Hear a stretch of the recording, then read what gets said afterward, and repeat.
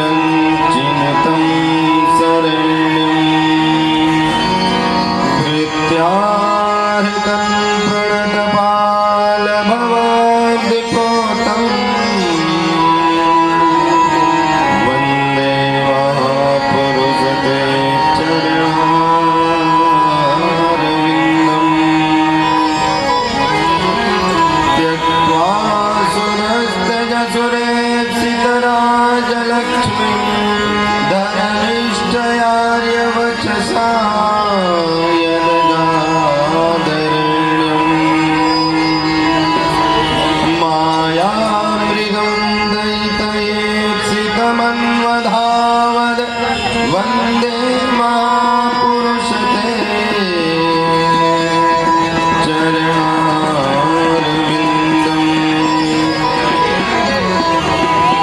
ज्ञानानन्दमयं देवं निर्मलं स्फटिकाकृतिम् आधारं सर्वविद्यानां हयग्रीवम् उपास्महे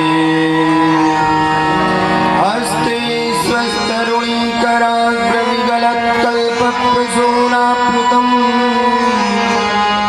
वस्तु प्रस्तुतवेणुनादलहरी निर्वाण निर्व्याकुलम् स्रस्तनिविद्धने विविलसद्गोपी सहस्रामृतम् हस्तन्यस्तनतापवर्गमखिलोदारं किशोराकृतिम् भक्तिभक्त भगवंत गुरु चतुरनाम बपुई तिनके पद बंदन किए नासहि विघ्नयने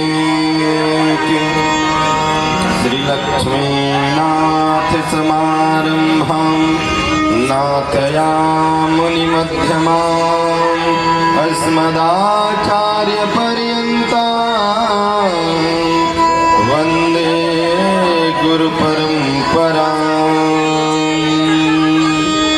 वन्दे गुरुपरम्परां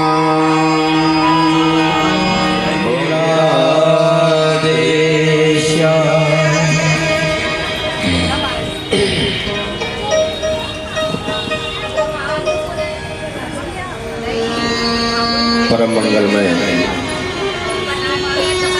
अकारण करुणा प्रणोणालय भक्तवांछा कल्पतरो तड़ुदित विनिंदित पीतांबरधारी नंदनंदन ब्रजेंद्र नंदन प्रभु बालकृष्ण लाल की वांगमय प्रतिमूर्ति श्रीमद् भागवत महापुराण जी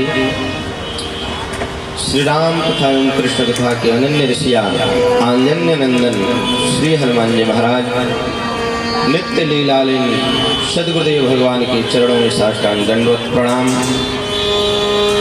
इस ज्ञान यज्ञ में आहुत विद्वत समाज, भगवान की अनुग्रह विग्रह संत समाज, आप सभी भगवत वृंद, माताएं, बहनें और भाई लोग ध्वनि यंत्र के माध्यम से जहाँ तक मेरी आवाज पहुँच रही है और जितने भगवत वृंद इस भगवत कथा का रसस्वादन कर रहे हैं उन सभी भागवतों को इस व्यासपीठ से जय श्री कृष्ण। आइए श्रीमद् भागवत कथा ज्ञान यज्ञ में हम सभी लोग प्रवेश करें। उससे पूर्व अपने मन की एकाग्रता एवं वाणी की पवित्रता हेतु भगवान के मंगलमय नाम का स्मरण करते हुए अपने मन को ओतप्रोत करें। बड़े प्रेम के साथ, भाव के साथ सभी लोग गुनगुनाएंगे। श्री राधे राधे गोविंद गोविंद राधे, श्री राधे राधे गोविंद गोविंद राधे, श्री राधे राधे गोविंद गोविंद राधे, श्री राधे राधे गोविंद गोविंद राधे, गोविंद राधे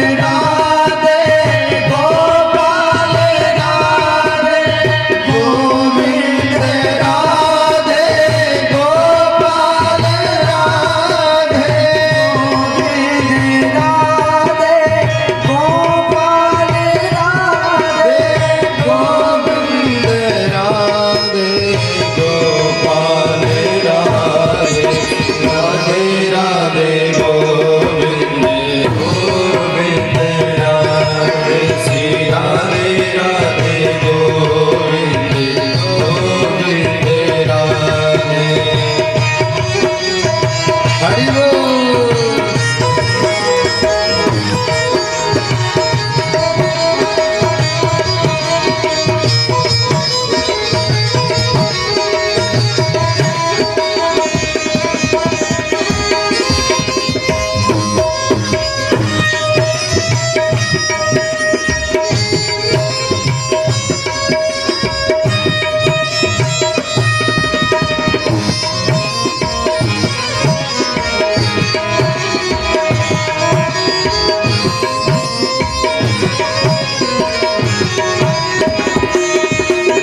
राधे राधे गोविंद गोविंद राधे श्री राधे राधे गोविंद गोविंद राधे श्री राधे राधे गोविंद गोविंद राधे श्री राधे राधे गोविंद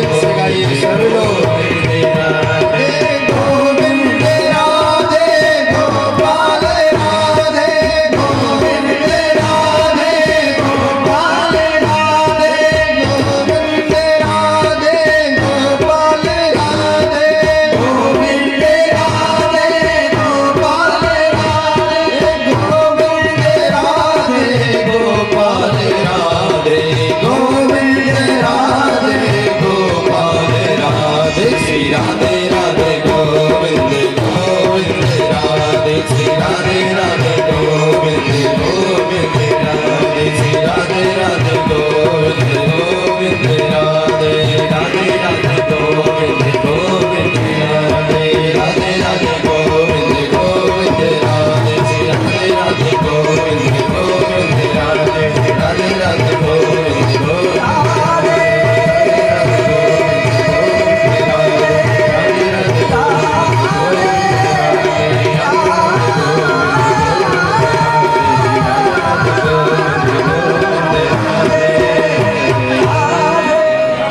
भगवती भास्वती त्रिपथगामिनी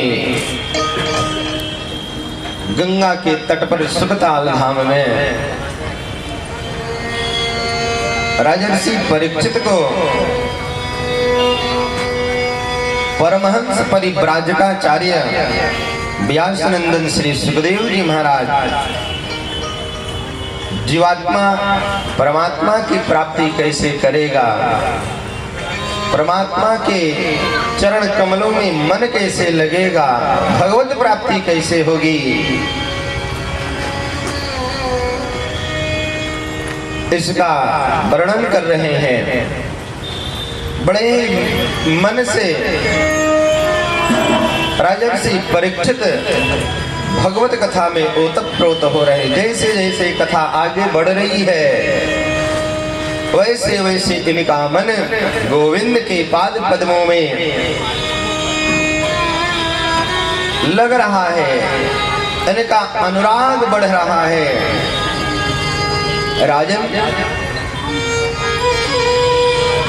हम भगवान को दो प्रकार से प्राप्त कर सकते हैं। देखिए, एक प्रवृत्ति मार्ग होता है और एक निवृत्ति मार्ग होता है।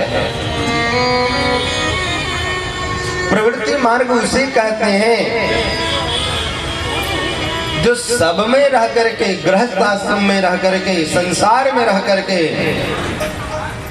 भगवत स्मरण बना रहे, भगवत कैंकर्य करते रहे और जीवात्मा इस प्रकार से अपने शरीर के द्वारा भगवान के कार्य करके अपने भक्ति को पुष्ट करता है और उस पुष्ट भक्ति के द्वारा भगवान के पद्म पराग का सेवन करते हुए भगवत चरण तक अपने आप को पहुंचाता है, भगवत प्राप्ति करता है।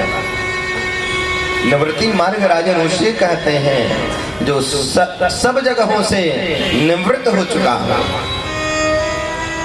इस संसार के राग से दूर हो चुका हो, अपने सारे रिश्ते नाते तोड़ करके केवल एक गोविंद ही है मेरे, उनके अलावा कोई नहीं है, उन्हें निवृत्ति मार्ग कहते हैं। राजन,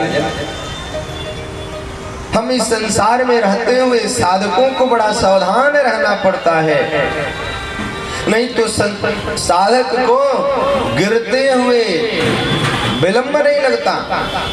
भजन करने वाले को बड़ा अपने आप को सावधान रखना पड़ता है, सुरक्षित रखना पड़ता है, नहीं तो ये मन कहां पर जाकर के भटक जाए, कहां जाकर के अटक जाए, ये कोई जान नहीं सकता। वहीं गिर जाओगे तो भजन में बाधक आ जाएगा। राजर्षि परीक्षित ने निवेदन किया, महाराज निवृत्ति मार्गः कथितौ वादौ भगवता यथा क्रमयोगोपलब्धेन ब्रह्मणा यदि संसृतिः प्रवृत्ति लक्षणश्चैव त्रैगुण्या विषयो मुने यो सावलीन प्रकृतेर्गुण सर्गः पुनः पुनः।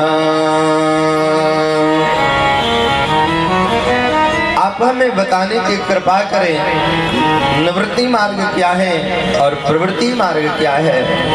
तो प्रवृत्ति मार्ग की व्याख्या करते हुए निवृत्ति मार्ग की व्याख्या करते हैं, कहते हैं राजन प्रवृत्ति मार्ग तो उसे कहते हैं सब में रह करके, सब में रहकर अलग रहना हमसे कोई सीख ले।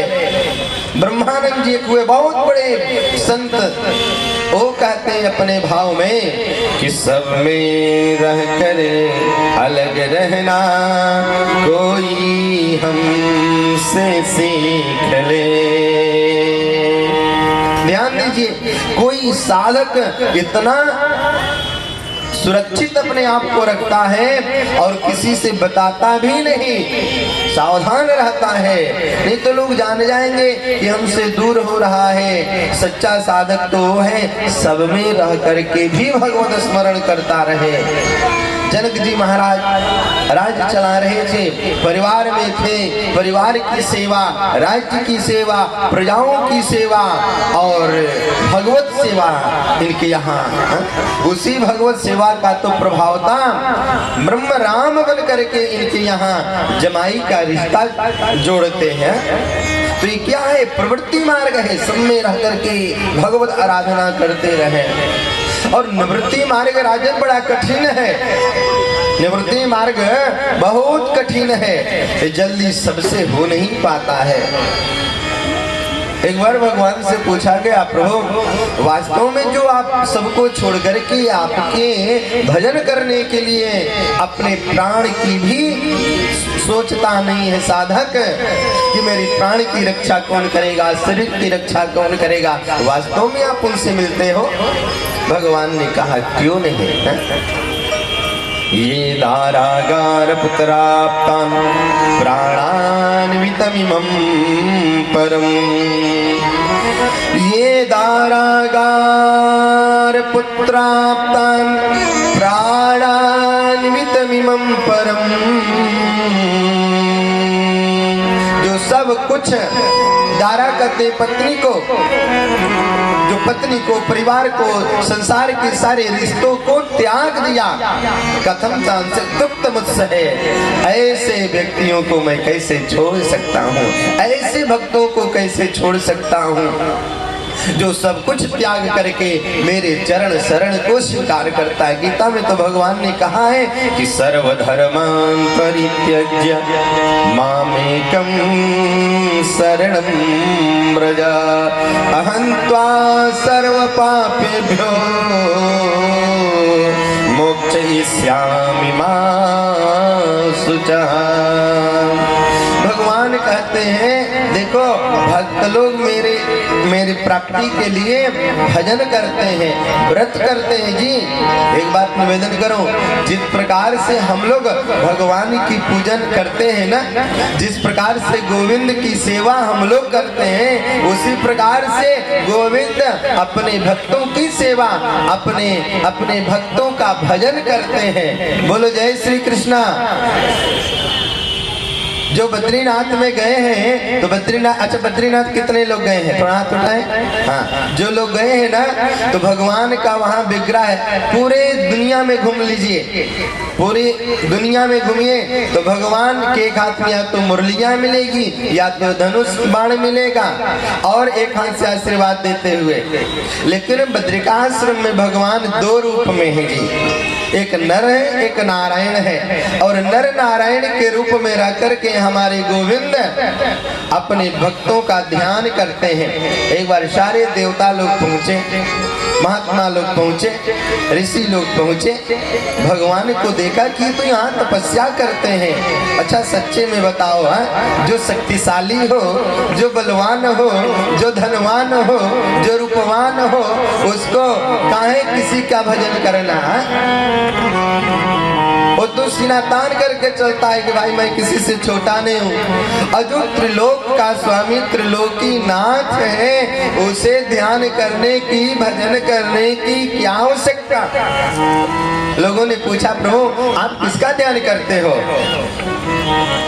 तो हमारे ठाकुर जी ने कहा, नर नारायण महाप्रभु ने कहा, देखो जी मैं यहाँ पर बैठकर के विशालापुरी में ध्यान करता हूँ अपने भक्तों का। बोले भक्तों का क्यों ध्यान करते हो? तो गीता में अर्जुन से कहते हैं भगवान श्री कृष्ण, ये यथा मां प्रपद्यन्ते तांस्तथैव भजाम्यहम्, ये यथा मां प्रपद्यन्ते तांस्तथैव भजाम्यहम्। जो जिस प्रकार से मेरा भजन करता है उस प्रकार से मैं उसका भजन करता हूँ। बोलो जय श्री कृष्ण। तो मैं बताऊं कि भगवान की कथा प्रेम से, आनंद से मन लगा करके सुनना चाहिए। क्यों? क्योंकि वो कथा सुनने वाले को देख रहे हैं, वो सुनने वाले की भी बात सुनते हैं। कि तपसा ब्रह्मचर्येण समेन च दमेन च त्यागेन सत्य शौचाभ्याम यमेन च नियमेन च। राजन, भगवत प्राप्ति करने के लिए तप करना पड़ेगा। और भी छोटे मोटे काम चलने वाले तप नहीं। तप में जानते हो प्यारे, नियम से तप करना। ये नहीं कि एक दिन 10 माला जप लिया और 1 महीना तक माला को घर में रख दिया, छूने का टाइम ही नहीं लगा। माला रोज करो, माला रोज करो। एक ही माला क्यों नहीं, सही 1 माला रोज करो। सुबह टाइम नहीं मिलता, शाम को कर लो। तपसा ब्रह्मचर्येण समेन च दमेन च त्यागेन सत्य शौचाभ्याम यमेन नियमेन च। यम नियम छूटना नहीं चाहिए। यदि नियम छूट गया, अच्छा जैसे किसी का शरीर बीमार है और डॉक्टर ने लिख दिया दवा इसको रोज खाना है, रोज दवा खाना है भैया। और यदि दवा छूट जाती है तो बीपी है तो बीपी बढ़ जाएगी, शुगर है तो शुगर बढ़ जाएगा। इसलिए दवा लेना रोज जरूरी है। जैसे दवा शरीर को स्वस्थ करने के लिए जरूरी है, उसी प्रकार से इस जीवन को स्वस्थ करने के लिए मेरे प्यारे भजन जरूरी है। यमेन नियमेन च, नियम से 1 माला ही क्यों न हो। लेकिन एक बात बताऊं, कितना भी भजन करो, खूब ज्ञान हो, खूब विद्वान हो, खूब साधक हो, लेकिन देखना कहीं नजर गलत न हो जाए, चिंतन गलत न हो जाए। इन आंखों की रक्षा बहुत करना जरूरी है। इन आंखों से अपनी इंद्रियों की रक्षा करना बहुत जरूरी है। जानते हो राजन, अपने मन को कहाँ रखो? अपने मन को राजन भगवान के चरणों में रखो। अपने इस आंख को भगवान के चरणों में रखो। कि सकृन् मनः कृष्ण पदारविन्दयोर् निवेशितं तद्गुणरागियैर्या न ते मम पाशभृतश्च तद्भटान् स्वप्नेऽपि पिपस्यन्ति चरण निष्कृताः। राजन, स्वप्न में भी कभी गलत बात मत सोचो, स्वप्न में भी कभी गलत चिंतन न करो। जब तुम्हारे अंदर भजन का प्रभाव बढ़ जाएगा न, जब तुम्हारे अंदर यम नियम संयम का मजबूती हो जाएगी, तो स्वप्न में कभी भी गलत विचार नहीं आएंगे। स्वप्ने पिपस्यन्ति चरण निष्कृताः। राजन, और वो होगा कैसे? स्वप्न में भी गलत बातें न आए, गलत विचार न आए, उसका मात्र केवल एक उपाय है, सकृन मनः कृष्ण पदारविंदयोः। कृष्ण के पाद पद्मों में अपने मन को लगाओ। जानते हो, मन भटक जाता है, मन का कार्य ही है भटकना।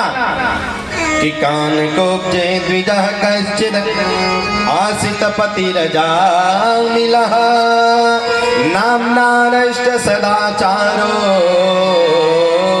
दास्याः संसर्ग दूषिताः।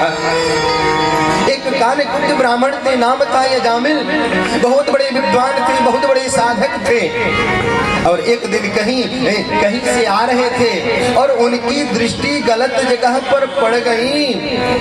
एक गणिका थी, 5 पुरुषों के साथ बैठकर के हास परिहास कर रही थी, एक पर स्त्री पर पड़ गई और अपने घर आए, सदा सर्वदा उसी स्त्री का चिंतन करते रहे। अब तो उठते समय जगते समय वही केवल स्त्री दिखाई दे रही है, वही स्मरण आ रहा है। और राजन जानते हो, उसी को अपने घर में लाकर के रख लिया। कि नाम्ना नष्ट सदाचार दास्याः संसर्ग दूषिता।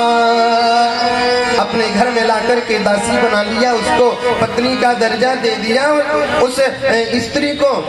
और उस स्त्री से उसके 10 बच्चे हो गए, उसके 10 बच्चे हो गए। अब ये अजामिल भगवान में जो रत रहा करता था, उस संसर्ग के कारण, उस दासी के संसर्ग होने के कारण, उस दूषित दासी के संसर्ग होने के कारण उसका मन दूषित हो गया, उसका जीवन दूषित हो गया, उसका चरित्र दूषित हो गया। भजन करना छोड़ दिया, यज्ञ करना छोड़ दिया, धर्म से विमुख हो गया, धीरे धीरे धीरे धीरे चोरी करने लगा। परिवार बढ़ेगा तो उसका खर्चा तो वहन करना ही पड़ेगा। अब चाहे जैसे करो, धर्ममय धन इकट्ठा करो या अधर्ममय करो, चारों तरफ घूम रहा है, चोरी कर रहा है।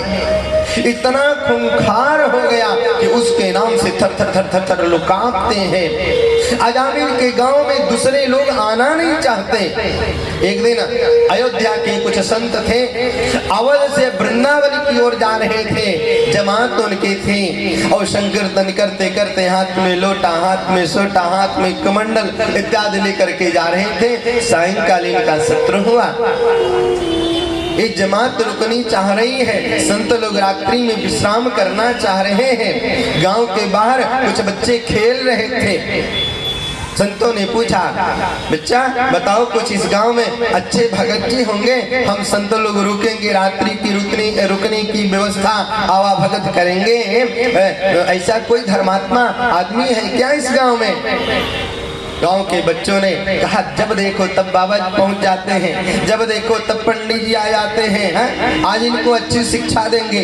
और कुछ उदंड बच्चे थे, अजामिल के नाम को बता दिया, बाबा अजामिल बहुत सेवा करता है। संतों को क्या पता, वो चले गए उसके द्वार पर। सायंकालीन संध्या वेला सत्र था और संध्या होने के पहले ही अजामिल चोरी करने के लिए घर को छोड़ दिया था।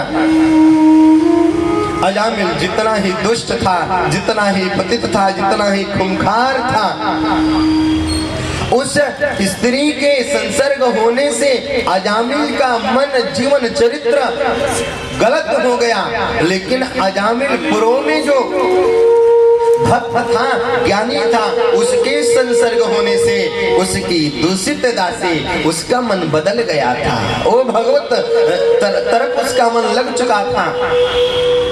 संतों ने आकर के अलख निरंजन की आवाज लगाई, बच्चा कोई है क्या? ये अजामिल भगत का घर है क्या? अंदर से कितनी निकली उसकी, दौड़ी दौड़ी आई, कोई आता नहीं मेरे द्वार पर। संतों को देखा, जटाधारियों को देखा, श्वेतधारियों को देखा, दिगंबरधारियों को देखा। अरे महाराज प्रणाम, दंडवत दंडवत, आदेश करें बाबा। संतों ने कहा बेटा हम लोग रात्रि में रुकना चाहते हैं, स्त्री है, स्त्री मना कैसे करे संतों को? एक बात निवेदन करो, पुरुष भी धार्मिक होते हैं, माताएं भी धार्मिक होती हैं, लेकिन धर्म को पुरुष वर्ग टाल सकता है, लेकिन ये माताएं धर्म से विमुख जल्दी नहीं होती। कितना भी घर में कार्य क्यों ना हो, लेकिन जब तक भगवान सूर्य को, तुलसी माता को एक लोटा जल नहीं चढ़ा लेंगे तब तक घर के कार्यों को नहीं कर पाती। कहीं भी जाएं इनके जो है प्रकृति में ही धर्म छिपा हुआ है, इनसे जल्दी अधर्म हो नहीं सकता। पूजा पाठ करने में, दान करने में। अब ये अजामिल की पत्नी संतों को मना कैसे करे, और वो भी अतिथि रूप में हमारे द्वार पर आए हुए हैं। हाथ जोड़ करके अजामिल की पत्नी ने कहा बाबा आप लोग का स्वागत है। एक बात बताऊं, आपने हमारे पति के बारे में नहीं जाना क्या? बड़े खूंखार संतों से बहुत द्वेष करते हैं, चंदनधारियों को, तिलकधारियों को देकर के वो मानो क्रोधित हो जाते हैं, उनका दुश्मन है, और राम के नाम से तो उनका इतना बैर है कि राम का नाम सुनना ही नहीं चाहते। बाबा संतों ने कहा बेटा हमें तो रात्रि यहीं रुकना है, यहीं विश्राम करना है, चिंता मत करो, जो होगा सो संभाल लेंगे। बेटा कुछ सीधा सामान दे दो, हम लोग इतने संत लोग हैं, बनाएंगे प्रसाद, बनाएंगे, ठाकुर जी को भोग लगाएंगे और भोग लगा करके प्रसाद पाएंगे, रात्रि में भजन करेंगे, चले जाएंगे। अजामिल की पत्नी ने सीधा सामान दे दिया। संतों ने घर के बाहर बैठ करके प्रसाद बनाया, ठाकुर जी को भोग लगाया, और भोग लगाने के बाद प्रसाद पा करके कोई खजूर उठाया, कोई मजीरा उठाया, कोई झांझ उठाया, कोई मृदंग लिया और कोई चिमटा उठाया और बैठ करके भजन कर रहे हैं। भजन चल रहा है, सीताराम सीताराम सीताराम जय सीताराम। सुंदर भजन हो रहा है संतों के द्वारा। अजामिल चोरी करके लौटा, सुबह हो रहा था, और जैसे ही अपने गांव में आया राजन, उसी समय उसे भगवान के नाम सुनाई देने लगे, सीताराम सीताराम। उस देखने लगा चारों तरफ ये कहाँ हो रहा है सीताराम। जब गांव के अंदर आया और आवाज जोर से सुनाई दिया, अपने घर के नजदीक आया, उसने देखा यहाँ तो संतों का समूह बैठा है और यही लोग हमारे ही घर के सामने सीताराम सीताराम कर रहे हैं। अजामिल की पत्नी शाम से ही अपने दरवाजे पर बैठी थी, जान रहे थे कि मेरे पति बड़े ही स्वभाव से गलत हैं, क्रूर हैं, संतों का, ब्राह्मणों का अपमान कर देंगे, और संत कहीं श्राप दे दे तब तो मेरा सर्वनाश ही हो जाएगा। पति आएंगे मैं संभाल लूंगी। अजामिल की पत्नी अपने दरवाजे पर खड़ी थी, और जो ये अजामिल संतों की तरफ जाना चाहा, अजामिल की पत्नी ने कहा क्यों जी, कहाँ जा रहे हो? एक बात बताऊं, आदमी कितना भी खूंखार क्यों ना हो, पति कितना भी खूंखार क्यों ना हो, कितना भी उससे लोग बाहर के लोग डरते हो, लेकिन जब घर आता है वही व्यक्ति तो उसकी पत्नी के सामने एकदम चुप हो जाता है, पत्नी के सामने चलता नहीं। बोलो जय श्री कृष्णा। और चलना भी नहीं चाहिए, जय श्री कृष्णा, क्योंकि लक्ष्मी है ना, गृह मंत्रालय है ना, इनके सामने तो भाई एकदम मौन रहने में ही कल्याण है। बोलो भक्त वत्सल भगवान की। अजामिल की पत्नी ने कहा कहाँ जा रहे हो? समझ गए अजामिल, कुछ नहीं, संतों का दर्शन हमने सोचा कर लो। पत्नी करिए मैं जानती हूँ कितना तुम संतों से प्रेम करते हो, अंदर चलो। अंदर लेकर के गई। सुबह हुआ, संत लोग संध्या वंदन इत्यादि करके वहां से मथुरा की ओर, वृंदावन की ओर जाना चाहा। अजामिल की पत्नी से संतों ने कहा बेटा हम लोग चल रहे जा रहे हैं। अजामिल की पत्नी आई, चरण पकड़ कर के प्रणाम की। गोद में एक छोटा सा बेटा था, उस बच्चे को देख के संत ने पूछा, बेटा इस बच्चे का क्या नाम है, तुम्हारी कितने संतान हैं? अजामिल की पत्नी ने कहा 10 बेटे हैं महाराज, आपकी कृपा से 10 संतान हैं। क्या नाम है? किसी का रिंकू, किसी का पिंटू, किसी का चिंकू, कुछ न कुछ नाम रख दिया। एक बात निवेदन करूं, अपने बच्चों का नाम भगवदीय रखना चाहिए, भगवान से संबंधित होना चाहिए। देखो हमारे जजमान जी का कितना सुंदर नाम है, जगदीश नाम है। छोटे भाई का श्याम नाम है। सोचो, जगदीश भी, श्याम भी, किस चीज की कमी है? भगवान के नाम से इनका नाम जुड़ा हुआ है। इनके माता पिता कितने धन्य होंगे। और अपने बच्चे का नाम भगवान से ही संबंधित रखना चाहिए। पता नहीं अपने बच्चे का ही नाम लोगे तो भगवान के नाम का स्मरण होता रहेगा। अजामिल के छोटे बच्चे का नाम संतों ने कहा, बेटा इसका क्या नाम है? पत्नी ने कहा, अजामिल की बाबा इसका भी नामकरण संस्कार हुआ नहीं है। संत ने कहा, इसका नाम हम रखते हैं, इसका नाम नारायण रख दो। और नारायण रख करके संत लोग चले गए वृंदावन। धीरे धीरे धीरे अजामिल का उम्र बेटा एक दिन जो है मरणासन स्थिति में आ गया।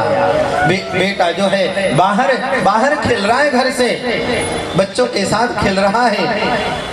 यमराज के दूत आए, हाथ में नाग पांस लेकर के, और अजामिल अचेत अवस्था में पड़ा हुआ है, उसको ले जाना चाहे। अजामिल अपने पुत्र को बुलाने लगा, बेटा नारायण नारायण नारायण नारायण। छोटा सा 5 वर्ष का बालक ये बाहर खेल रहा है। दूरे क्रीडन का सक्तम पुत्रम नारायणावये। बाहर जो है वो बच्चा खेल रहा है। उस बच्चे को क्या समझ में आए कि मेरे पिताजी मर रहे हैं, कि माताजी मर रहे हैं, इस संसार में आग लग जाए, उससे क्या मतलब है छोटे बच्चे का? वो तो अपने खेलने में, अपनी मस्ती में मस्त है। कि दूरे क्रीडन का सक्तम पुत्रम नारायणा वयम पाल्वितेन स्वरेणो चै राजुहाव कुले इंद्रियः। अब अपने मन रूपी इंद्र से केवल अपने बेटे को याद कर रहा है, केवल, और वाणी रूपी इंद्र से नारायण का नाम ले रहा है। नारायण नारायण नारायण। ये संसार का बेटा नारायण तो नहीं आया, लेकिन जगत का परमात्मा परमेश्वर, जगदाधार नियंता, अकारण करुणा वरुणालय भगवान श्रीमन नारायण अपने दूतों को भेज दिया। बोलो भक्त वत्सल भगवान की। अब भगवान के 2 पार्षद आ गए, और जब ये पार्षद आ गए ना तो देखते क्या है, यहाँ पर पहले से यमराज के दूत खड़े हैं। यमराज के दूतों ने विष्णु दूतों से कहा, अजी अरे तुम लोग कहाँ चले आए? तुम लोग यहाँ पर कहाँ चले आए? ये तो बड़ा पापी है, ये तो बड़ा कृतज्ञ है, ये तो बड़ा दुष्ट है, ये तो मरने के बाद, शरीर छोड़ने के बाद ये तो विष्णु लोक नहीं, ये तो यमलोक जाएगा। विष्णु दूतों ने कहा, अरे भैया इस जीवन में जो कुछ भी किया, लेकिन शास्त्र कहता है या अंते मति सागति कस्यवा कुत आयात कस्मादस्य निषेधता किम देवा उपदेवा वा यूयं किं सिद्ध सत्तमाः। यमराज के दूतों ने कहा, विष्णु लोक में जीवात्मा को ले जाने के लिए बड़े बड़े सिद्ध लोग जाते हैं। साधारण पापी दुष्ट ये सब दुराचारी व्यभिचारी नहीं जाते। वहां तो आत्मा विमलात्मा संत हंस परमहंस बड़े बड़े साधक बड़े बड़े योगी जाते हैं। इस पापी को कहाँ ले जा रहे हो? विष्णु पार्षदों ने कहा, कुछ भी हो ये तो भगवान का नाम लिया है। एक बार भगवान का जो नाम लेता है ना, उसके सारे पाप दूर हो जाते हैं जी। जासु नाम सुमिरत एक बारा उतरहि नर भव सिंधु अपारा जास नाम सुमिरत एक बारा उतराई नर भव सिंधु अपारा जास नाम सुमिरत एक बारा उतराई नर भव सिंधु अपारा जास नाम सुमिरत एक बारा उतर ही नर भव सिंधु अपारा। विष्णु पार्षदों ने कहा यम के दूत इसको हम ले जाएंगे, भगवान का आदेश है। यहाँ तो संवाद में इतना चर्चा आता है, यम के दूतों ने कहा वेद प्रणहितो धर्म या धर्म तद्विपर्ययः। एक ऐसे वेद के प्रमाण आप लोग बोले देखो जी ये तो वेद के सिद्धांत है। और यहाँ पर विष्णु दूत और यम के दूतों में बहुत संवाद हुआ। यम के दूत भाग दौड़ करके यमराज के पास गए और यमराज से जाकर के कहा महाराज ये आपके वेद में इतने सिद्धांत कहाँ हैं, कैसे हैं? आपने कभी चर्चा नहीं किया कि मृत्यु काल में यदि कोई भगवान का नाम ले ले तो उसे भगवदीय स्थान प्राप्त होता है, सायुज्य मुक्ति होती है। यमराज के दूतों ने कहा देखो उनके पास कभी मत जाना, उनके पास कभी मत जाना। वैष्णवों के पास, नारायण भक्तों के पास यम के दूत नहीं आते हैं कि जे कंठ लग्न तुलसी नलिनाक्ष माला जे बाहुमूल पर चिन्हित शंख चक्र ललाटलस धपुंड्रः ते वैष्णवा पवे। वो तो भुवन को भी पवित्र कर देता है जिसके गले में तुलसी का माल हो, जो गुरु के द्वारा दीक्षित हो, दोनों भुजाओं पर शंख चक्र धनुष बाण अंकित हो, गुरु के द्वारा कान में भगवान का नाम प्राप्त हो चुका हो, जो ऊर्ध्व पुंड्र तिलक लगाता हो। लोग कहते हैं बाबा जी आप भी बहुत बड़े तिलक लगाते हैं। हम कहते हैं देखो हम लोगों का ये सुहाग है। जैसे माताएं सुहाग के लिए सिंदूर लगाती है ना, उसी प्रकार से हम भक्तों का, हम साधकों का ये सुहाग है लाल रंग का।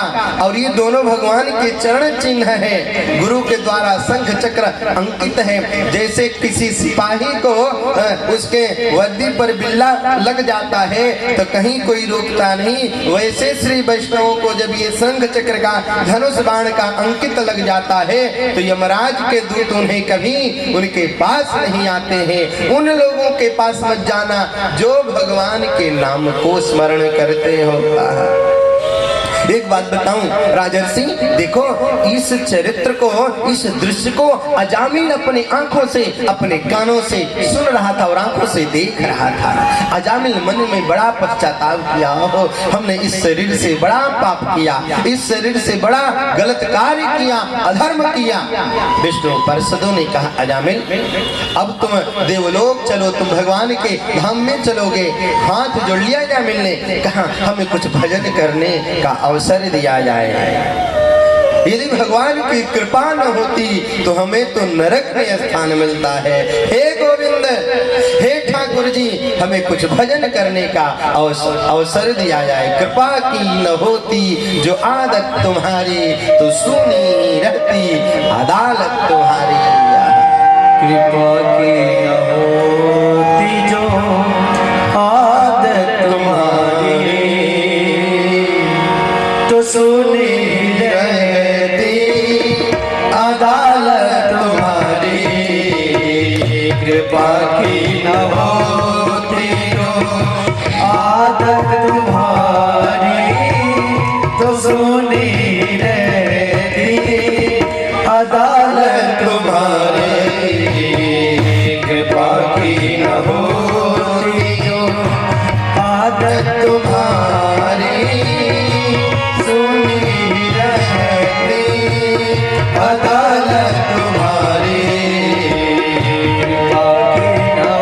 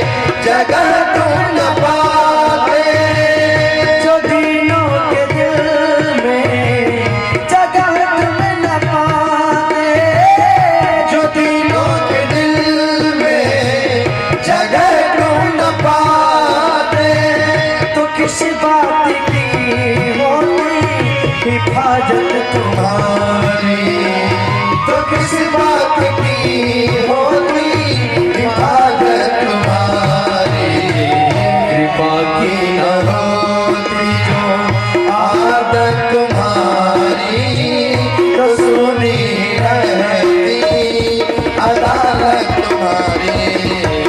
कृपा की न हरि बोल। आदत तुम्हारी, तो सुनी रहती अदालत तुम्हारी। कृपा की न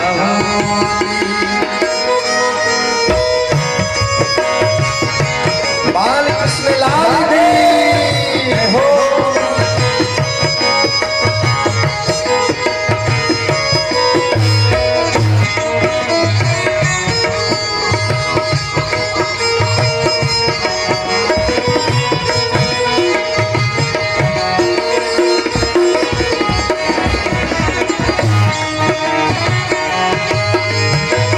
न मुल्ज़िम होते न तुम होते हाकिम, न मुल्ज़िम होते न तुम होते हाकिम, न मुल्ज़िम होते न तुम होते हाकिम, न मुल्ज़िम होते तुम होते हाकिम, न घर घर में होती इबादत तुम्हारी, न घर घर पे होती इबादत तुम्हारी।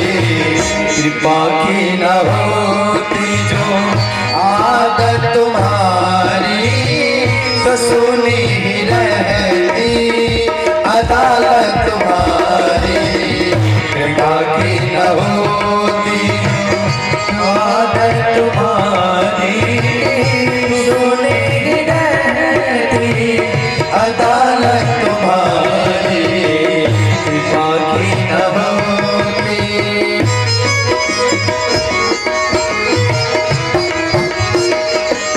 राधे।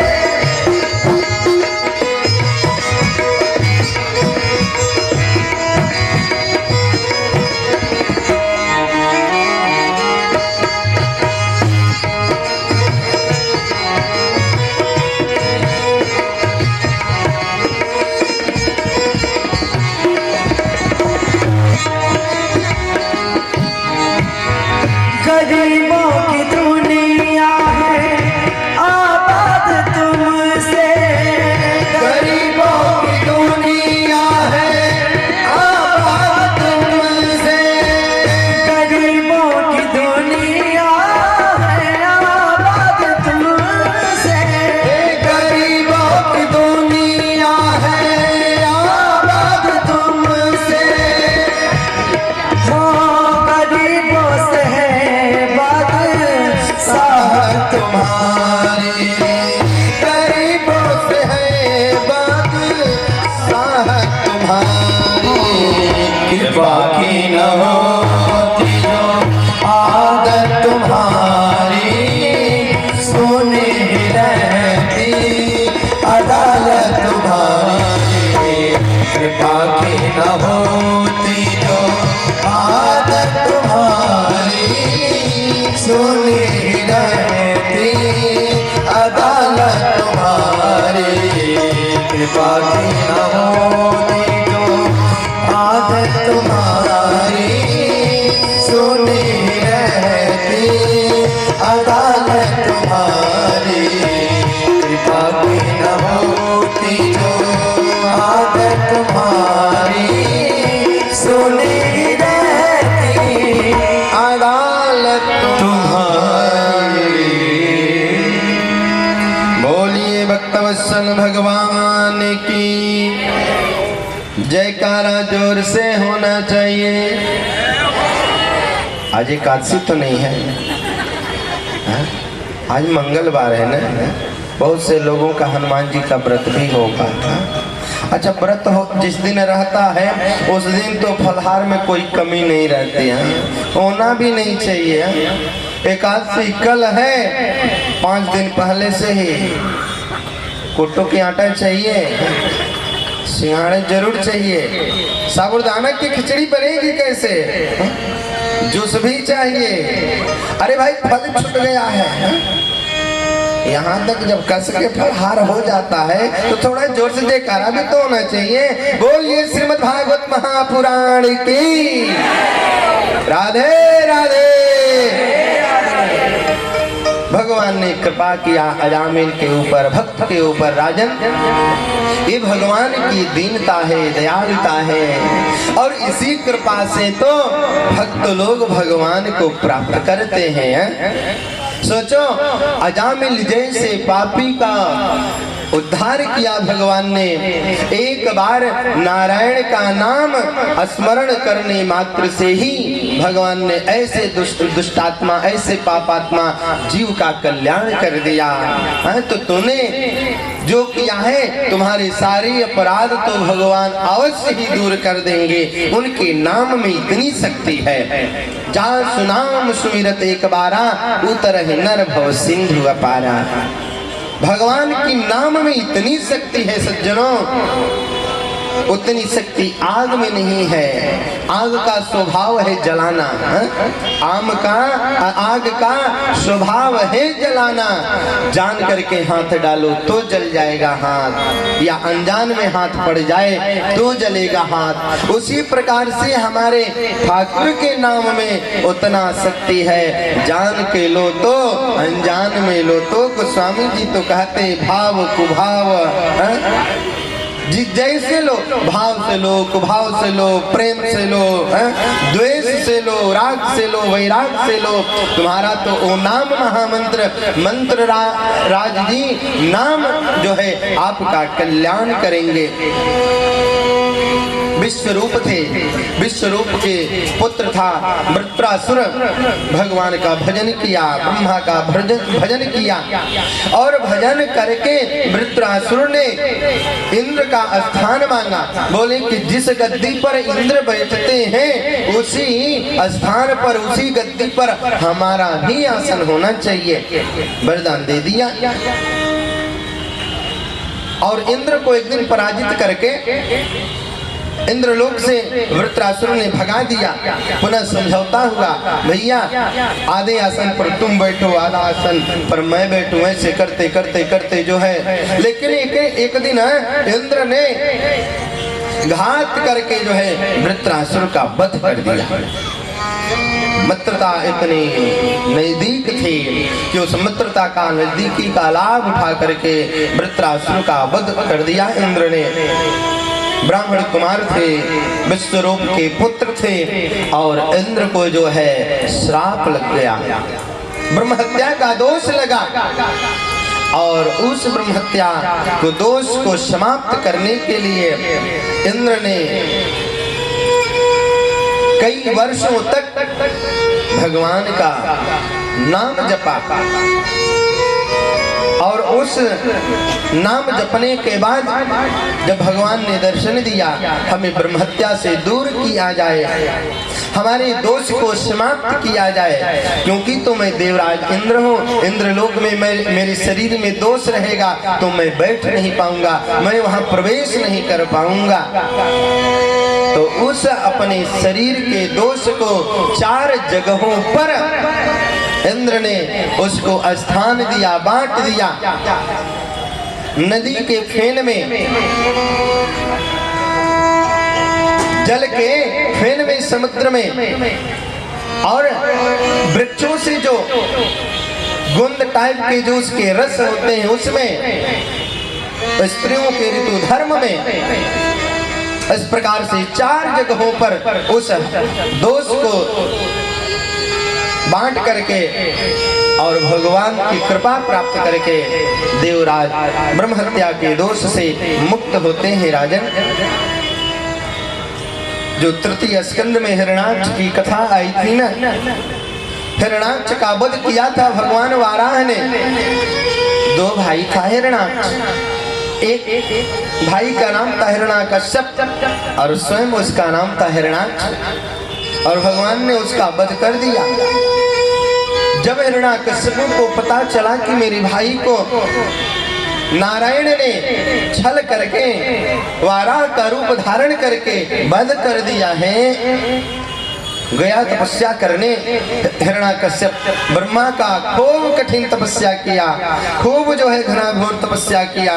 और तपस्या करके ब्रह्मा को प्रसन्न कर लिया राजन, और प्रसन्न करके उनसे वरदान मांगा। ब्रह्मा जी ने कहा भैया तुम वरदान मांगो, तुम जो है वरदान मांगो। हिरण्याकश्यपु ने कहा मुझे वरदान ही चाहिए महाराज, मैं कभी मरूं नहीं, मैं अमर हो जाऊं।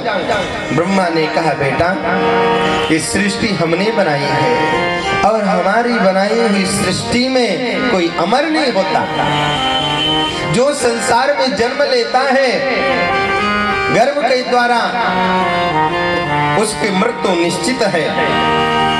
राजा ने प्रश्न किया महाराज तो फिर उस हिरण्याकश्यपु को ब्रह्मा जी ने कौन सा वरदान दिया? क्या भगवान उसके ऊपर कैसी लीला की? राजन देखो ब्रह्मा ने कहा बेटा तुम कोई अमर होने के अलावा दूसरा वरदान मांग लो। तब हिरण्याकश्यपु ने कहा हे ब्रह्मा जी मुझे इस संसार में कोई मार न पावे, पुरुष के हाथ से न मृत्यु हो, न पशु के हाथ से मेरी मृत्यु हो, न जल में हो, न नभ में हो, न पृथ्वी पर हो, न मैं किसी अस्त्र से मरूं, न मैं किसी शस्त्र से मरूं, न मेरी मृत्यु दिन में हो, न मेरी मृत्यु रात्रि में हो। महाराज 12 महीने होते हैं, 12 महीने के 1 वर्ष होते हैं, और इन 12 महीनों में मेरी मृत्यु न हो, न मैं अस्त्र से मारा जाऊं, न शस्त्र से मारा जाऊं। इस प्रकार से वरदान मांग करके हिरण्याकश्यप प्रसन्न हुआ। ब्रह्मा जी ने तथास्तु कह दिया। महाराज परीक्षित ने कहा भगवान फिर दैत्यों के साथ जो कार्य करते हैं आप भी चर्चा किए, हिरण्याक्ष तुम्हारे देवताओं का पक्ष लिए, तो क्या भगवान का अवतार केवल देवताओं का पक्ष और दैत्यों को मारने के लिए होता है?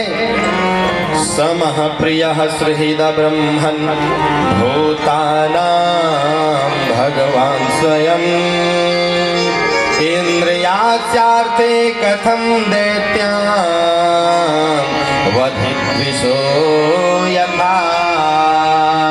भगवान ने दैत्यों का वध किस प्रकार से किया? राजर्षि परीक्षित ने कहा राजन भगवान किसी का वध करने के लिए अवतार नहीं लेते, ये हमारी और आपकी भूल है कि भगवान राक्षसों को मारने के लिए ही अवतार होते हैं। मर्त्यावतारस्ति हमर्त शिक्षणं रक्षो वधायैव न केवलं विभो कुतोऽन्यथा स्याद्रमतः स्वयात्मनः सीताकृतानि व्यसनानि स्वरस्य। राजन भगवान केवल मारने के लिए नहीं आते हैं, भगवान तो इस धराधाम पर आते हैं जगत उद्धार के लिए, धर्म की रक्षा करने के लिए। कहते हैं कि मर्त्यावतारस्ति हमर्त शिक्षणम्। कितना सुंदर भाव सुखदेव महामुनि ने राजर्षि परीक्षित को सुनाया।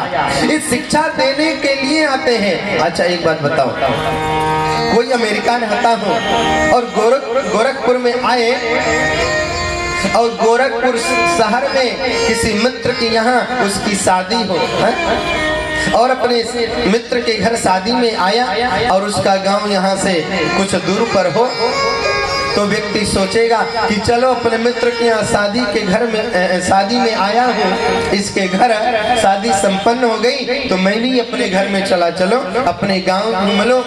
कई वर्षों बाद आया और जब वो व्यक्ति अपने गांव जाता है, घर में जाता है और घर के दरवाजे को खोलता है तो देखता है चारों तरफ जाला लगा हुआ है, चारों तरफ गंदगियां लगी हुई है।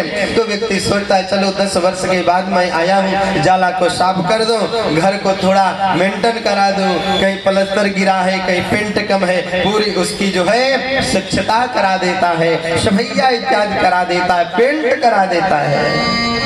उसी प्रकार से हमारे गोविंद जब इस धराधाम पर आते हैं राजन, तमर्त्यावतारस्ति हमर्त शिक्षणम रक्षो वधायैवन केवलम विभो। वो जहाँ गंदगियां देखते हैं उस गंदगी को हमारे ठाकुर साफ कर देते हैं। वो किसी का वध करने के लिए नहीं आते हैं। भगवान का अवतार वध मूलक नहीं है, भगवान का अवतार तो कृपा मूलक है, उद्धार मूलक है। वो उद्धार करते हैं, अपने भक्तों को अपने गोद में लेते हैं। राजन, जहाँ पर काम का, क्रोध का, मोह का, मद का, मत्सर का, ईर्ष्या का, ये खडविकार जहाँ पर रहते हैं उसको खडविकार को भगवान दूर कर देते हैं। बोलिए भक्तवत्सल भगवान की जय। और जिस समय हिरण्याकश्यप तपस्या करने गया था न, इधर उसकी पत्नी कयाधु के गर्भ में एक शिशु पल रहा था। इंद्र ने देखा हिरण्याकश्यप जो है ये भगवान का विरोध करता है, हम देवताओं से जलता है, और इसके पत्नी के गर्भ में संतान है, तो ये भी कहीं दुष्ट आत्मा होगा, कहीं निशाचर ही होगा, राक्षस ही होगा। क्यों न इसके गर्भ को समाप्त कर दे, इसके गर्भ को नष्ट कर दे। न रहेगी बांस, न बजेगी बांसुरी, इस कयाधु को ही मार दे। और जो मारने के लिए ले जा रहे थे महात्मा नारद मिल गए। देवराज इंद्र से कयाधु को बचा करके अपने आश्रम में रखा, और आश्रम में रख करके उस गर्भस्थ शिशु को केंद्र में रख करके उस गर्भस्थ शिशु, उस जीवात्मा को माध्यम बना करके सुंदर भगवत कथा सुनाई, और उस गर्भस्थ बालक को भगवदीय भक्त बना दिया गर्भ में ही। हिरण्याकश्यप जो अपने गांव लौटता है, नगर को लौटता है, तो उसके पत्नी से कुछ दिनों के बाद एक बच्चे का जन्म होता है। उसका नाम रखा गया प्रहलाद। आगे चल कर के बहुत बड़े भक्त हुए, ठाकुर जी के बहुत बड़े भगवान के भक्त हुए। राजन, जब प्रहलाद जी बड़े हो गए ना, 5 वर्ष के हो गए, तो 5 वर्ष के होने के बाद अपने गुरु को बुलाया हिरण्याकश्यप ने। उसके गुरु का नाम है सांडामर्क जी, और उनको बुला करके यज्ञोपवीत संस्कार कराया। और यज्ञोपवीत संस्कार कराने के बाद राजन गुरु जी से कहा, गुरु जी हमारे बच्चे को ले जाओ गुरुकुल में। परोहित्य भगवान वृतः काव्य किलासुरैः संडामर्कौ सुतौ तस्या दैत्यराज गृहान्तिके। अपने राजगृह से अपने पुत्र प्रहलाद को संडामर्क गुरु को सौंप दिया। ले जाओ अब गुरुकुल में रख करके इनको सुंदर जो है आसुरी वृत्ति की शिक्षा देना, क्योंकि हम लोग असुर हैं, और हमारी आसुरी विद्या की संपूर्ण शिक्षा हमारे पुत्र को दिया जाए। और देखना गुरुदेव ये विष्णु का भक्त न हो पाए, देखना ये देवताओं का भक्त न हो पाए, क्योंकि देवता तो हमारे शत्रु हैं। हमारे भाई को मार डाला, हमारे भाई को मार डाला, कहीं हमको भी ना कुछ कर दे, हमारे बच्चों को भी कुछ न कर दे, इसलिए इसको विष्णु विरोधी बना देना। संडामर्क जी लेकर के गए अपने गुरुकुल में। प्रहलाद को कौन पढ़ाए जो पहले ही संपूर्ण विद्याओं को पढ़ चुका है, आत्म तत्व का जिनको ज्ञान हो चुका है, जिसे पराविद्या आ चुकी है, वो संसारिक विद्याओं को लेकर क्या करेगा। गुरुकुल में छात्रों के साथ, ब्रह्मचारियों के साथ बैठ रहे पढ़ने, जब तक पाठशाला चल रहा है तब तक, और अपने एकांत में आते हैं तो सब गुरु भाइयों को बुलाकर बैठा करके कहते, प्रहलाद जी देखो जी, हमारे जो गुरु जी हम लोग को शिक्षा दे रहे हैं ना, ये तो केवल अर्थोपार्जन करने के लिए है, और ये जो शरीर मिली है अर्थोपार्जन करने के लिए नहीं, ये तो भगवान की प्राप्ति करने के लिए है। एक बात निवेदन करो, हम लोग सोचते हैं कि इस संसाधनों का भोग हम लोग कर रहे हैं, उपयोग करते हैं। हम लोग उपयोग को ही भोग मान लेते हैं और भोग करते करते करते करते इतना स्वयं को भोगा देते हैं कि शरीर जीर्ण शीर्ण जर्जर अवस्था में पहुंच जाती है। कि भोगान भुक्ता वयमेव भुक्ता, कि भोगान भुक्ता वयमेव भुक्ता, तपो न तप्ता वयमेव तप्ता। जिस भोग को हम लोग भोगते हैं, वो भोग ही हमें भोग लेता है। राजा भर्तृहरि अपने शब्दों में कहते हैं कि भोगान भुक्ता वयमेव भुक्ता। खूब मीठा खाते हैं, चकाचक रसमलाई खाते हैं, गुलाब जामुन खाते हैं, खाते खाते इतना खा लेते हैं कि शुगर बढ़ जाता है। चलो ओ मीठा ही हमें खा लिया, अब डॉक्टर मना कर देता है। इंद्रियों के वशीभूत हम इतना होते हैं कि पता ही नहीं चलता।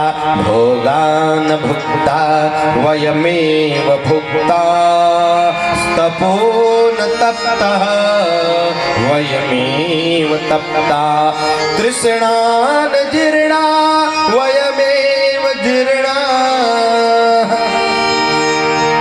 धीरे धीरे धीरे हमारी शरीर की इंद्रियां जीर्ण शीर्ण हो जाती हैं, जर्जर हो जाती हैं। आंख काम नहीं करता, कान काम नहीं करता, मन भी काम नहीं करता, बुद्धि भी काम नहीं करती। प्रहलाद जी कहते हैं देखो ये तो वही शिक्षा दे रहे हैं। तो वास्तव में सच्चा शिक्षा है क्या? सच्चा शिक्षा है भगवान का नाम लो। भगवान के नाम से बढ़ करके इस संसार में कोई शिक्षा नहीं है। प्रहलाद जी सब लोगों को बैठा लिए और बैठा करके भगवान के नाम का जो है संकीर्तन गाने लगे। भज गोविंद गोविंद गोपाला, भज गोविंद गोविंद गोपाला, भज